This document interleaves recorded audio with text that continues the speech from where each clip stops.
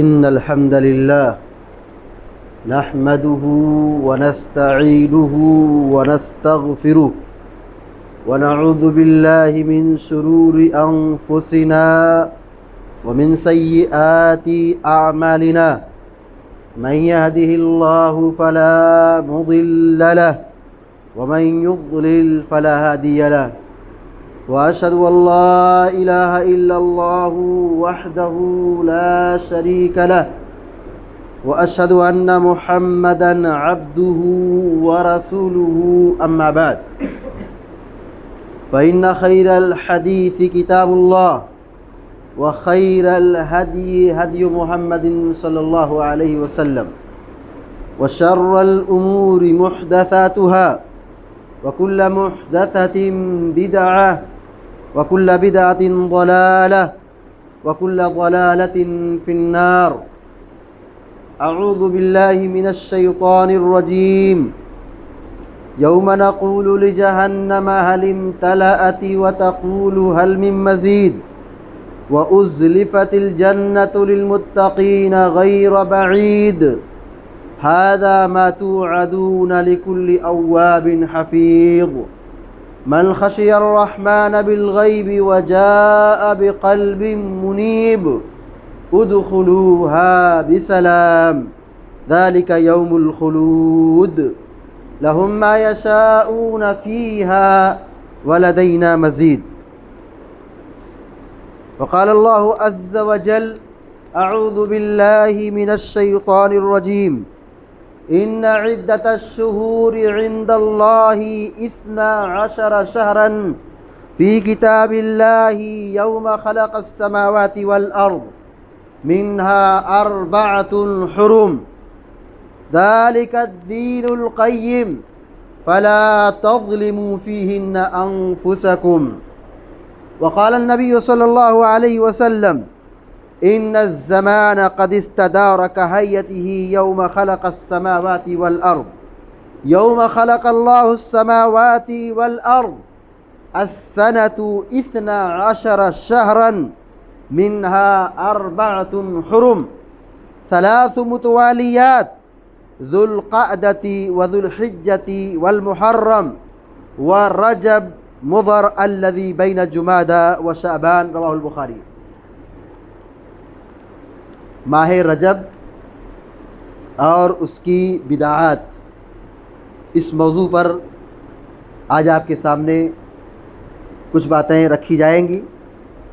رجب یہ اسلامی مہینہ ہے، اسلامی کیلنڈر کے اعتبار سے یہ 7واں مہینہ ہے۔ رجب کے معنی ہوتا ہے تعظیم۔ رجب عربی لفظ ہے، اس کا معنی ہوتا ہے تعظیم کرنا، عزت اور احترام بجا لانا۔ نام اس لیے پڑ گیا یا نام اس لیے رکھا گیا، زمانہ جاہلیت میں لوگ ماہ رجب کو بڑی عزت کی نگاہ سے دیکھتے تھے، ماہ رجب کی بڑی تعظیم کرتے تھے، اس کا بڑا احترام کرتے تھے، اس لیے یہ نام رجب رکھا گیا ہے۔ اسلامی شریعت میں ماہ رجب کی جو حیثیت ہے بس اتنا ہی کہ یہ حرمت والے مہینے میں سے ایک مہینہ ہے۔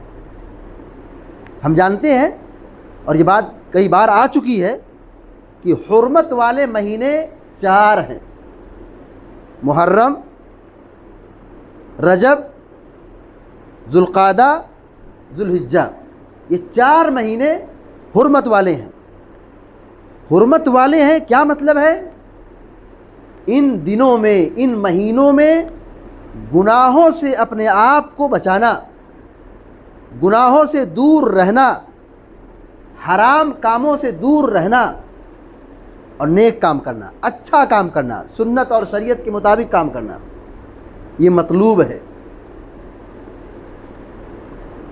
اللہ رب العالمین نے اپنی کتاب میں مہینوں کے حوالے سے یہ بات بیان فرمائی ہے کہ ان عدت الشہور عند اللہ 12 شہرا فی کتاب اللہ، مہینوں کی تعداد اللہ کی کتاب میں 12 ہے، سال میں 12 مہینے ہوتے ہیں، اللہ کی کتاب میں بھی مہینوں کی تعداد 12 ہے، سال میں 12 مہینے ہیں۔ یہ کب سے ہے؟ یوم خلق السماوات والارض، یہ اس دن سے ہے جس دن سے اللہ تبارک و تعالیٰ نے آسمان و زمین کی تخلیق کی ہے۔ جب سے اللہ نے کائنات بنائی ہے تبھی سے حرمت والے مہینے 4 ہے اور مہینوں کی تعداد 12 ہے۔ مہینوں کی تعداد 12 ہے اس دن سے جس دن سے کائنات ایجاد میں آئی ہے۔ اللہ تعالیٰ نے زمین و آسمان کو بنایا ہے۔ منہا اربعۃ حرم، اللہ رب العالمین کہتا ہے 4 مہینے ان میں سے حرمت والے ہیں۔ ذالک الدین القیم، ذالک الدین القیم، یہ ٹھوس دین ہے۔ فلا تظلموا فیہن انفسکم، ان مہینوں میں، ان حرمت والے دنوں میں اپنے آپ پر ظلم نہ ڈھاؤ، اپنے آپ پر ظلم نہ ڈھاؤ۔ مفسرین نے اس کا معنی بتلایا ہے کہ گناہ کر کے اپنے آپ پر ظلم مت ڈھاؤ، گناہ سے بچو۔ یہ حرمت والے مہینے ہیں، ان میں گناہوں سے بچو۔ اللہ نے 4 مہینے کو حرمت والا قرار دیا ہے۔ اس آیت کی تفسیر میں امام بخاری رحمۃ اللہ علیہ نے اور دیگر اہل علم نے صحیح بخاری کی اس روایت کو نقل کیا ہے۔ اللہ کے نبی صلی اللہ علیہ وسلم فرماتے ہیں ان الزمان قد استدار کہیتہ یوم خلق اللہ السماوات والارض، زمانہ گھوم پھر کر کے اپنی اصلی صورت پر آ گیا جیسے اللہ تعالیٰ نے جس دن زمین و آسمان کو پیدا کیا تھا، مہینہ جیسے اس وقت اپنی اصلی حالت پر تھا۔ زمانہ جاہلیت میں لوگ مہینے کو بدلتے تھے، حرمت والے مہینوں کو حلت میں، حلت کو حرمت میں، مہینے میں تقدیم اور تاخیر کرتے تھے، تبدیل کرتے تھے، چینج کرتے تھے۔ لیکن جب پیارے نبی صلی اللہ علیہ وسلم آئے، آپ کو قرآن دیا گیا، شریعت دی گئی، تو جو جاہلیت تھی، جو خرافات تھا، آپ نے سب کو ختم کر دیا۔ تو زمانہ گھوم پھر کر کے اپنی اصلی صورت پر آ گیا جیسے اس دن تھا جس دن اللہ تعالیٰ نے زمین و آسمان کی تخلیق کی تھی۔ السنۃ 12 شہرا، اللہ کے نبی علیہ الصلوۃ والسلام فرماتے ہیں سال 12 مہینے کا ہوتا ہے، یا سال میں 12 مہینے ہوتے۔ منہا اربعۃ حرم، ان 12 مہینوں میں سے 4 مہینے حرمت والے ہیں۔ ثلاث متوالیات، 3 مہینے لگاتار حرمت والے ہیں۔ ذوالقعدۃ، ذوالحجۃ والمحرم، ایک ذوالقعدہ کا مہینہ، دوسرا ذی الحجہ کا مہینہ، تیسرا محرم کا مہینہ، اور یہ تینوں مہینے لگاتار ہیں، ایک کے بعد ایک کے بعد تینوں لگاتار ہیں۔ ورجب مضر الذی بین جمادی و شعبان، اور چوتھا جو حرمت والا مہینہ ہے وہ رجب کا مہینہ ہے جو شعبان اور جمادی الاخرہ کے بیچ میں ہے، جمادی الاخرہ کے بعد اور شعبان سے پہلے، یعنی جس مہینے میں ہم سانس لے رہے ہیں، یہ جو مہینہ چل رہا ہے اس مہینے کو رجب کہتے ہیں۔ رجب کی شرعی حیثیت بس اتنی ہی ہے کہ یہ حرمت والے مہینے میں سے ہے۔ اس مہینے کے تعلق سے بڑی گمراہیاں پائی جاتی ہیں، بہت ساری بدعات اس میں لوگ انجام دیتے ہیں۔ اہل علم نے اس مہینے کے حوالے سے کی جانے والی جتنی بھی عبادات ہیں، جتنی بھی نیکیاں ہیں، ان سب کے بارے میں بالکلیہ یہی بات بتلائی ہے، یہ ساری کی ساری بدعات ہے، پیارے نبی صلی اللہ علیہ وسلم سے کچھ بھی ثابت نہیں۔ علامہ شوکانی رحمۃ اللہ علیہ بیان فرماتے ہیں کہ رجب کے حوالے سے کوئی بھی صحیح حدیث، حسن حدیث یا کم درجے کی ضعیف حدیث اللہ کے نبی علیہ الصلوۃ والسلام سے ثابت نہیں ہے جو اس رجب کی فضیلت کے متعلق دلالت کر سکے۔ جتنی بھی حدیثیں رجب کی فضیلت کے تعلق سے منقول ہیں وہ سب کے سب حدیثیں موضوع ہیں، باطل ہیں، من گھڑت ہیں، لوگوں نے گڑھ لیا ہے، اصل سے اس کا کوئی تعلق نہیں ہے۔ علامہ ابن تیمیہ رحمۃ اللہ علیہ کہتے ہیں رجب کے حوالے سے ساری حدیثیں موضوع ہیں، اعتماد کے لائق نہیں ہیں۔ علامہ ابن قیم رحمۃ اللہ علیہ فرماتے ہیں رجب کے قیام، رجب کے روزے اور اس میں کی جانے والی عبادات، یہ ساری روایتیں کیا ہے؟ جھوٹی ہیں، نبی کریم صلی اللہ علیہ وسلم پر بہتان باندھی گئی ہیں۔ حافظ ابن حجر الاسقلانی رحمۃ اللہ علیہ کہتے ہیں رجب کے روزے اور رجب کے قیام، رات میں نماز پڑھنے کے تعلق سے جتنی بھی حدیثیں ہیں، کوئی حدیث ثابت نہیں ہے اور کوئی فضیلت ثابت نہیں ہے۔ لہذا ہماری اور آپ کی یہ ذمہ داری بنتی ہے کہ ہم وہ کام کریں جو رسول اللہ صلی اللہ علیہ وسلم سے ثابت ہو، جس کو صحابہ نے نہ کیا ہو، رسول نے نہ کیا ہو، تابعین نے نہ کیا ہو، امامان دین نے نہ کیا ہو، محدثین نے نہ کیا ہو، خیر القرون میں نہ کیا گیا ہو۔ ایسے عمل سے اپنے آپ کو بچانا چاہیے، کیونکہ ہر وہ کام، ہر وہ عبادت جس کی بنیاد کتاب و سنت نہیں ہے، نبی کریم صلی اللہ علیہ وسلم کی مہر نہیں ہے، نبی کریم صلی اللہ علیہ وسلم نے نہیں کیا ہے، ابوبکر و عمر نے نہیں کیا ہے، صحابہ نے نہیں کیا ہے، یہ کرنا خسارے کا سودا ہے، جہنم کی طرف لے جانے والا یہ عمل ہے۔ کہنے کو تو یہ نیک کام کر رہا ہے، کہنے کو تو رات کو عبادت کر رہا ہے، دن میں روزہ رکھ رہا ہے، لیکن یہ کام کر کے وہ اپنے نبی سے محبت کا ثبوت نہیں پیش کر رہا ہے، بلکہ اس عمل کے ذریعے سے وہ گناہ کا راستہ اختیار کر رہا ہے۔ کیونکہ جنت میں وہی جائے گا جو آدمی پیارے نبی صلی اللہ علیہ وسلم کے طریقے کو اختیار کرے، جو پیارے نبی علیہ الصلاۃ والتسلیم کی سنت کو اپنی زندگی کا حرز جاں بنائے، سنت کو نافذ کرے، سنت پر عمل کرے۔ پیارے نبی صلی اللہ علیہ وسلم نے فرمایا کل امتی یدخلون الجنہ، میری ساری امت جنت میں داخل ہوگی الا من ابا، سوائے اس کے جو جنت میں جانے سے انکار کر دے۔ قیل ومن یابا یا رسول اللہ، کہا گیا کہ اللہ کے رسول صلی اللہ علیہ وسلم جنت میں جانے سے کون انکار کر سکتا ہے؟ آپ نے کہا من اطاعنی دخل الجنہ، جو میری اطاعت کرے گا وہ جنت میں داخل ہوگا۔ آپ نے کیا کہا؟ جو میری اطاعت و پیروی کرے گا، میرے طریقے پر چلے گا، میری سنت پر چلے گا، وہ جنت میں داخل ہوگا۔ ومن عصانی فقد ابا، اور جس نے میری اطاعت و پیروی کرنے سے انکار کر دیا وہ جنت میں جانے سے انکار کر دیا۔ جنت انہی لوگوں کے لیے ہے جو رسول اللہ صلی اللہ علیہ وسلم کی سنتوں کی پیروی کرتے ہیں، دین میں منمانی نہیں ہے، سنت سے ہٹ کر کے جو بھی کام کیا جائے، ہر وہ عبادت، یہ اصول یاد رہنا چاہیے، ہر وہ عبادت، ہر وہ نیکی جو کتاب و سنت کی بنیاد پر نہ ہو، اللہ کے رسول صلی اللہ علیہ وسلم کی تعلیمات کے مطابق نہ ہو، وہ عمل مردود ہے، مقبول نہیں ہے، قبول نہیں کیا جائے گا۔ زمانہ جاہلیت میں رجب کے حوالے سے ایک خرافات یہ پائی جاتی تھی کہ وہ اس مہینے میں قربانی پیش کرتے تھے، یعنی رجب کے مہینے کا اتنا احترام بجا لاتے تھے کہ رجب کے مہینے میں قربانی دیتے تھے، جس کو رجبی قربانی کہا جاتا ہے۔ اللہ کے نبی صلی اللہ علیہ وسلم نے فرمایا لا فرع ولا عتیرہ، بخاری کی روایت ہے، اسلام میں کوئی فرع نہیں ہے اور نہ کوئی عتیرہ ہے۔ فرع کسے کہتے ہیں؟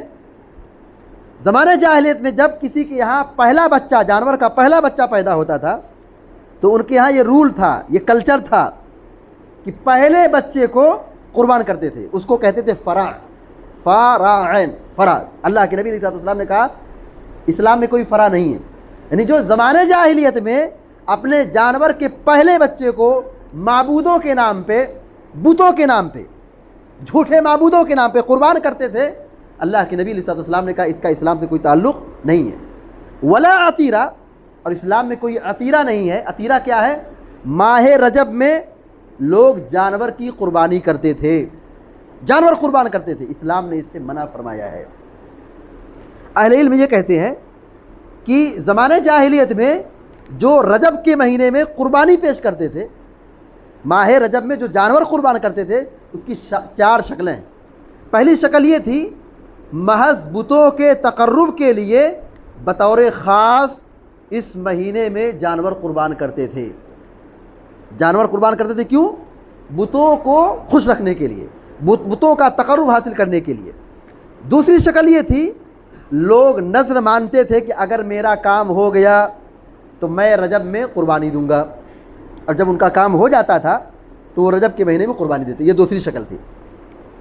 تیسری شکل یہ ہے کہ جب جانور کے ہاں پہلا بچہ پیدا ہوتا تھا، پہلے بچے کی پیدائش پر وہ لوگ خوشی کے طور پر ماہ رجب میں اپنے اس اونٹ کو یا اس جانور کو قربان کرتے تھے۔ ایک شکل یہ تھی۔ چوتھی اور آخری شکل یہ تھی کہ زمانے جاہلیت میں لوگ یہ کہتے تھے یا سمجھتے تھے یا عقیدہ رکھتے تھے کہ جب میرے پاس 100 اونٹ پورے ہو جائیں گے، 100 اونٹ پورے ہو جائیں گے تو میں اس میں سے ایک رجب کے مہینے میں قربان کروں گا۔ 100 اونٹ پورے ہو گئے تو میں اس میں سے ایک اونٹ رجب کے مہینے میں قربان کروں گا۔ تو اس رجب کے حوالے سے زمانے جاہلیت میں لوگ قربانی کرتے تھے اور جانور کا خون بتوں کے سر پر بہاتے تھے، لیپتے تھے، پوتتے تھے۔ اللہ کے نبی علیہ الصلوۃ والسلام نے سب کہا لا فرع ولا عتیرہ، یہ سب جائز نہیں ہے، اسلام میں نہ کوئی فرع ہے نہ کوئی عتیرہ ہے۔ پہلے جانور کو قربانی دینا اسلام سے کوئی تعلق نہیں ہے، ماہ رجب میں قربانی دینا اس کا کوئی تعلق نہیں ہے۔ ہماری شریعت میں جو حکم دیا گیا قربانی کے لیے، جانور قربان کرنے کے لیے، وہ کون سا مہینہ ہے؟ ذی الحجہ کا مہینہ، 10ویں ذی الحجہ کو جس کو یوم النحر کہتے ہیں، اس دن قربانی کی جائے گی، یہ مشروع ہے۔ رجب کے مہینے میں جو بدعات اور جو خرافات انجام دی جاتی ہیں ان میں سے ایک بڑی مشہور بدعت رجب کے کوڑے۔ 22 رجب کو رجب کے کوڑے کے نام سے ایک تہوار مناتے ہیں، پکوان کیا کیا بناتے ہیں، لوگوں کو کھلاتے ہیں۔ اللہ کے نبی صلی اللہ علیہ وسلم کے زمانے میں اس کا کوئی تصور نہیں کیا جا سکتا ہے، صحابہ کے زمانے میں اس کا کوئی وہم و گمان نہیں کیا جا سکتا ہے، یہ بات کی ایجاد ہے۔ اور یہ جانتے ہیں 22 رجب کے جو کوڑے جو بنائے جاتے ہیں، یہ ہمارے ملک یو پی کے رامپور کے علاقے سے سب سے پہلے اس کی شروعات ہوئی ہے۔ کب؟ 1906 میں، 1906 کے اندر، یعنی کہہ لیجئے کہ ابھی 100 سال اور کچھ سال گزرے ہیں، 115 سال کے آس پاس ہو جائے گا تقریباً، یا اس سے کچھ زیادہ۔ 22 رجب کے کوڑے، یہ کہاں سے شروعات اس کی ہوئی؟ یہ شیعوں نے بنایا ہے۔ کس نے بنایا ہے؟ شیعوں سے اس کی شروعات ہوئی ہے۔ جیسے ہمارے یہاں چلتا ہے، ہمارے ہندوستان میں یا بر صغیر میں فقہ حنفی، فقہ شافعی، فقہ مالکی، یا اور عرب میں جائیں تو فقہ حنبلی، ایسے شیعوں کے یہاں فقہ جعفری چلتی ہے۔ فقہ جعفری، جیسے فقہ شافعی، فقہ حنبلی، فقہ حنفی، فقہ مالکی، ایسے شیعوں کے یہاں فقہ جعفری چلتی ہے۔ جعفر صادق رحمہ اللہ کے نام پر یہ لوگ 22 رجب کو کوڑے کا تہوار مناتے ہیں۔ 22 رجب کو نہ امام جعفر پیدا ہوئے، نہ جعفر رحمہ اللہ کی وفات ہوئی۔ آپ دیکھیے تاریخ میں جعفر صادق رحمہ اللہ کی ولادت 17 ربیع الاول سن 83 ہجری ہے، ربیع الاول کے مہینے میں، اور وفات دیکھیے 15 شوال 148 ہجری میں، شوال کے مہینے میں ان کی وفات ہوئی۔ لیکن 22 رجب کو کوڑا کیوں مناتے ہیں؟ آپ جانتے ہیں کیوں مناتے ہیں؟ 22 رجب کو مشہور صحابی سیدنا معاویہ رضی اللہ تعالیٰ عنہ کی وفات ہوئی ہے۔ اس وفات کی خوشی میں شیعوں نے ایک تہوار شروع کر لیا، 22 رجب کو ہم کوڑے منائیں گے۔ آپ جانتے ہیں امیر معاویہ کون ہے؟ امت کے ماموں ہیں، رسول اللہ صلی اللہ علیہ وسلم کے برادر نسبتی ہیں، صالح ہیں۔ حضرت امیر معاویہ رضی اللہ تعالیٰ عنہ کاتب وحی ہیں، اللہ کے کلام کو، رسول کی احادیث کو لکھتے تھے۔ امیر معاویہ رضی اللہ عنہ کی بڑی قربانیاں ہیں، 20 سال تک وہ امیر رہے ہیں اور 20 سال تک انہوں نے خلافت کی ہے۔ بڑی قربانیاں ہیں اسلام کی راہ میں، اور ان کے دور خلافت میں، یاد رہے، ان کے دور خلافت میں اسلام جہاں جہاں پہنچا ہے اس سے پہلے کی خلافت میں کہیں نہیں پہنچا ہے۔ اور یہ بھی یاد رہے، ان کی خلافت کے بعد بھی کہیں اس سے زیادہ کہیں اسلام نہیں پھیلا ہے۔ امیر معاویہ رضی اللہ تعالیٰ عنہ کی کتنی قربانیاں، وقت نہیں ہے کہ ان کی تاریخ کو اور ان کی سیرت کو بیان کیا جائے۔ امیر معاویہ رضی اللہ تعالیٰ عنہ کی وفات کی خوشی میں شیعہ یہ 22 رجب کا کوڑا بھرنے کا تہوار مناتے ہیں۔ آپ جانتے ہیں شیعوں کا موقف صحابہ اکرام کے تعلق سے کیا ہے؟ صحابہ اکرام کو برا بھلا کہتے ہیں، گالی گلوچ کرتے ہیں، لعنت بھیجتے ہیں، کافر قرار دیتے ہیں، ان کی وفات پر خوشی مناتے ہیں، تہوار شروع کرتے ہیں۔ اور افسوس کی بات ہے کہ ہم مسلمان سنیوں کے یہاں یہ ساری چیزیں رائج ہو رہی ہیں، پتہ نہیں چلتا ہے کہ شیعوں کے کتنے افکار اور نظریات ہم کلمہ پڑھنے والے مسلمان جو محبت رسول کا دم بھرتے ہیں ان کے یہاں یہ سب چیزیں کیا ہے پائی جا رہی ہیں، افسوس کا مقام ہے۔ تو ایک بدعت جو سب سے بد سنگین ہے اور سب سے خطرناک ہے وہ یہ کہ 22 رجب کو کوڑے کا تہوار منانا۔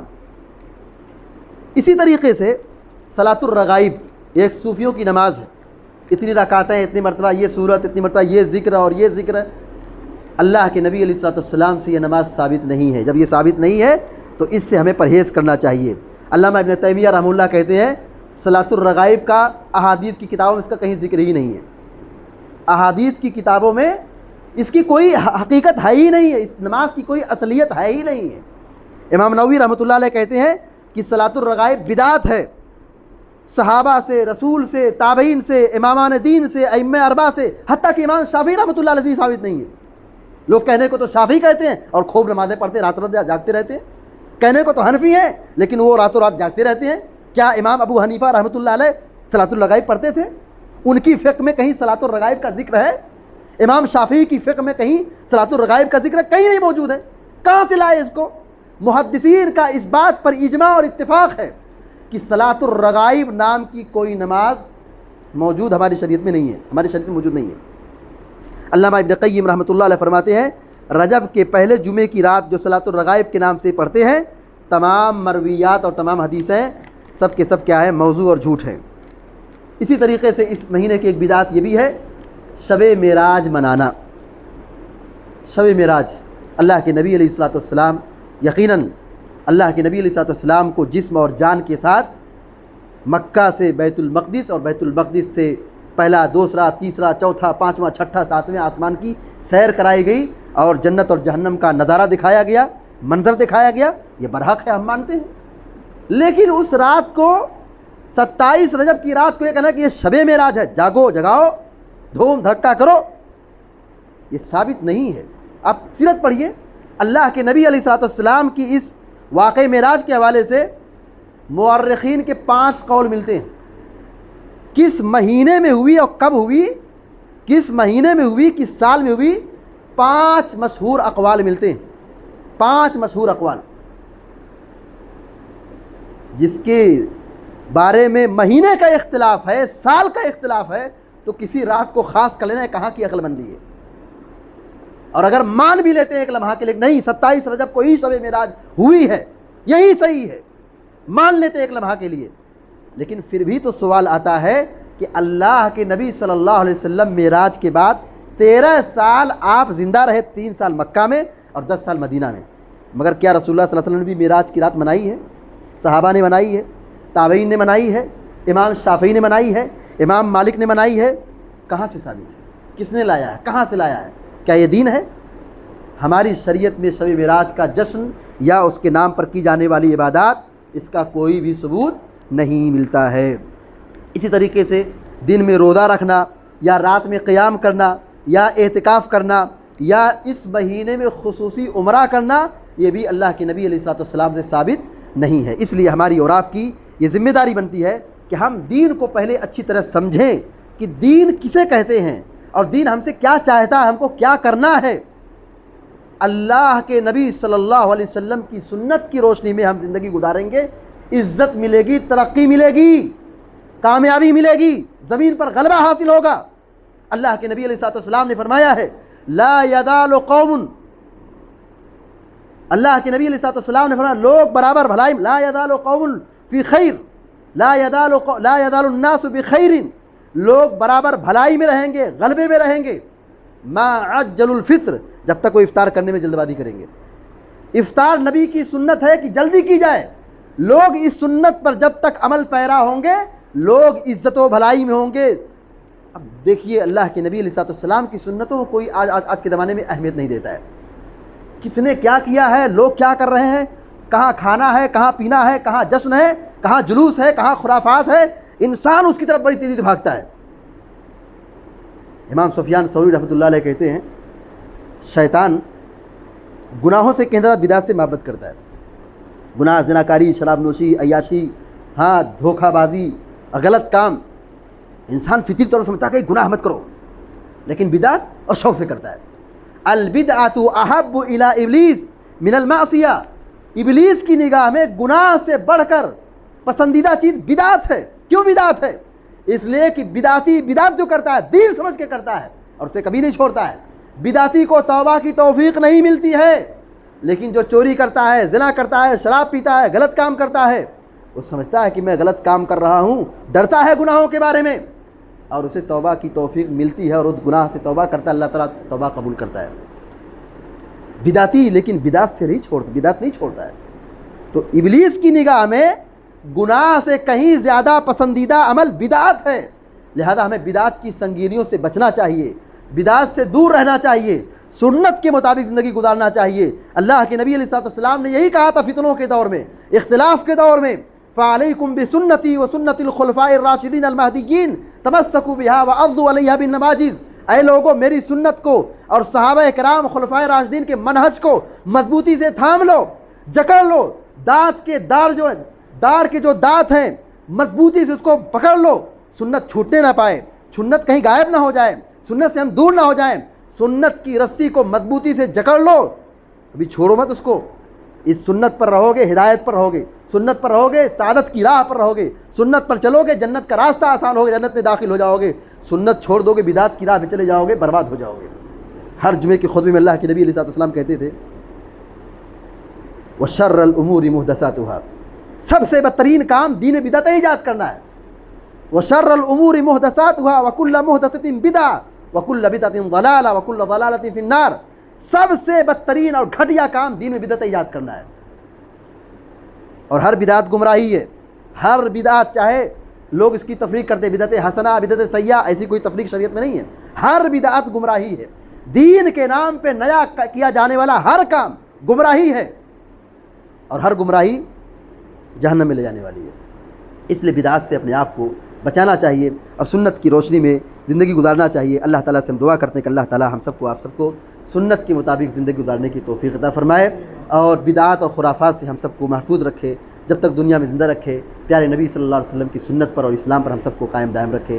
اللہ تعالیٰ ہم سب کو نیک عمل کرنے کی توفیق عطا فرمائے، مسجدوں کو آباد کرنے والا بنائے، اور ہم سب کو اپنے ملک میں امن اور امان کی نعمت سے ہم سب کو بحال فرمائے، ہم سب کو عذاب قبر سے بچائے، دجال کے فتنے سے بچائے، اور جہنم کی آگ سے بچائے، عذاب قبر سے بچائے، اور ہر قسم کی مصیبت، آفت اور پریشانی سے بچائے، ہمارے مال میں، اولاد میں اور ہر قسم میں خیر و برکت عطا فرمائے، اور مریضوں کو اللہ تعالیٰ شفائے کاملہ عطا فرمائے، پریشان حال لوگوں کو پریشانی کو دور فرمائے، جو مقروض ہیں اللہ تعالیٰ ان کے قرض کی ادائیگی مولا آسان فرمائے، آمین یا رب العالمین۔